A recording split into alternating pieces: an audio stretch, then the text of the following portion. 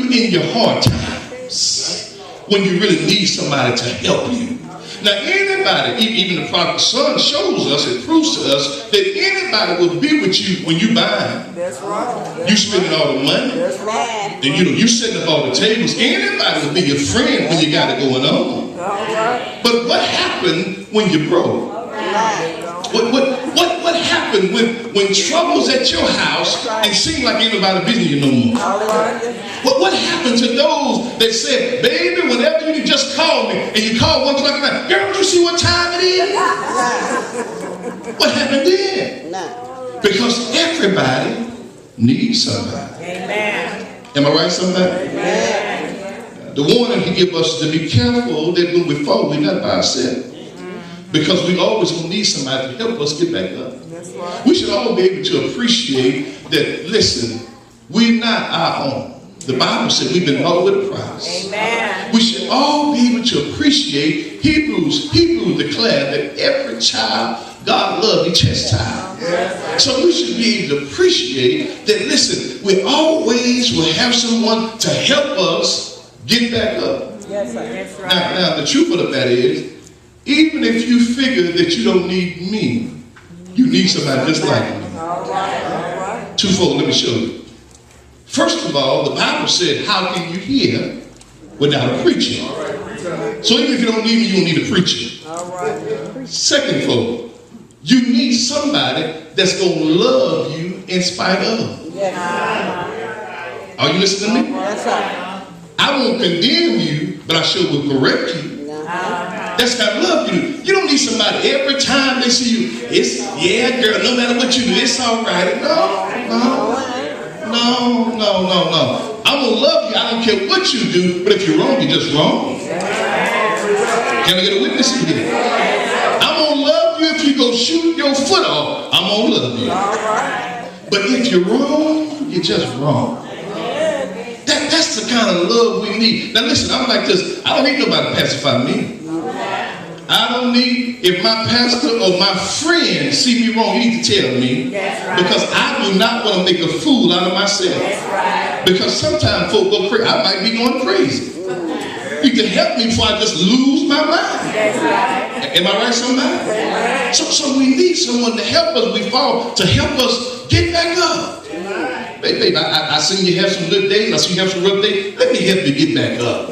And sometimes that's all it needs. All it takes is for somebody to help us get back up. The advantages of warming together. A man was walking by a pet store in New York. When he walked by, he saw a bunch of dogs cuddled all up. They were so cute, so pretty, and so furry. They was in the woman. Boy, they were just cuddled all up. It was very cold outside. And the woman walked by and she started saying, oh, look at the little pretty dogs. Look at how sweet they are. They trying to keep one another warm. They trying to warm each other. The man looked at her and said, they're not trying to keep each other warm. They're looking out for themselves. They're trying to keep themselves warm. Some people are selfish like that. They're not looking out for you. They're looking out for themselves. As long as things will benefit them, it'll seem like it's benefiting you. But when it comes to warming one another, the Bible talks about men, if they lie, if two lie together, then they have heat. How can one be warm alone by the heat of the opposite sex? Is no more beautiful than the marriage that binds them together. I have noticed in my life and in my marriage that as time progresses, in the wintertime, my wife gets closer to me. I've learned that. I hope it's not just because I have gained a little weight and she trying to stay warm. But I have learned that. I see that. In the summertime, she's good. But when it's cold, I notice that she gets just a little bit closer. In the summer, I don't like a lot of heat in the summer, no, but I've learned that. And it's beautiful in God's eyesight, but without marriage in God's eyesight, it's not that pretty at all. At all. And I did say the opposite sex, not the same sex. Because you know as well as I know, the same sex in the same bed, laying together ain't pretty in God's eyesight. Amen, somebody. So husband and wife laying together produces heat. But now, not husband in the bed and wife on the couch. Let me flip it. Wife in the bed, husband on the couch. That ain't good to God.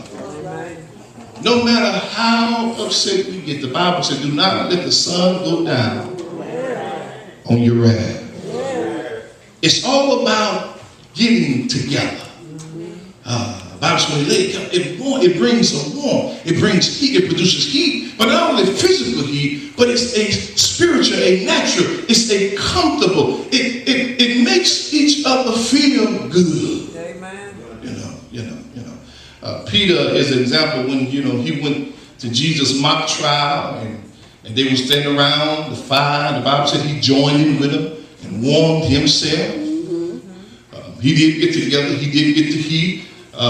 These Cleophas and this other brother, 2 disciples, came from Jerusalem, walking down to Emmaus. The Bible said that they walked together. Jesus joined himself to them. And as he spoke to them, before he left them, and as he left them, they all spoke and said, did not our hearts burn within as he spoke to us by the way? But why did it burn? Because they were together. They were walking together. I believe it was David that said, oh, magnify the Lord with me. Amen. Let us exalt his name together.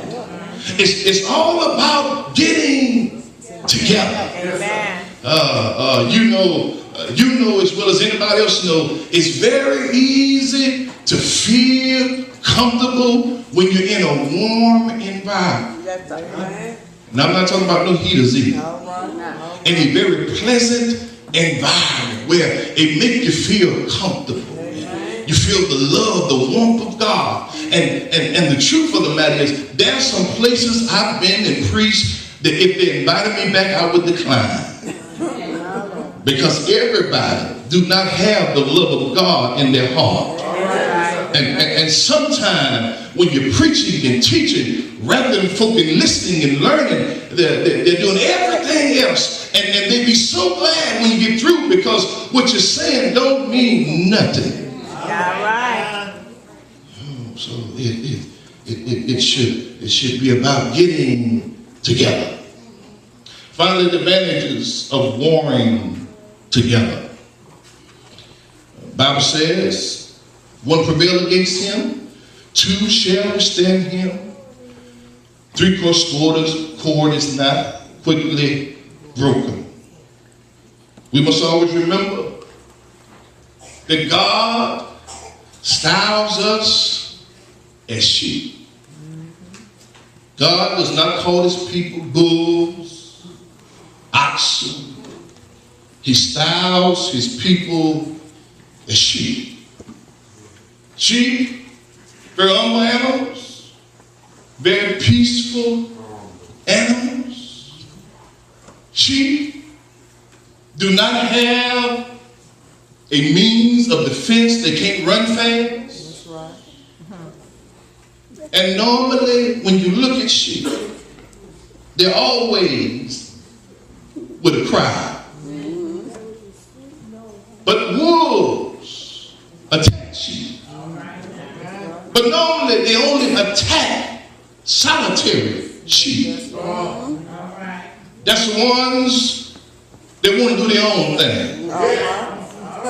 They don't run with no pack. They don't leave and hang with other sheep.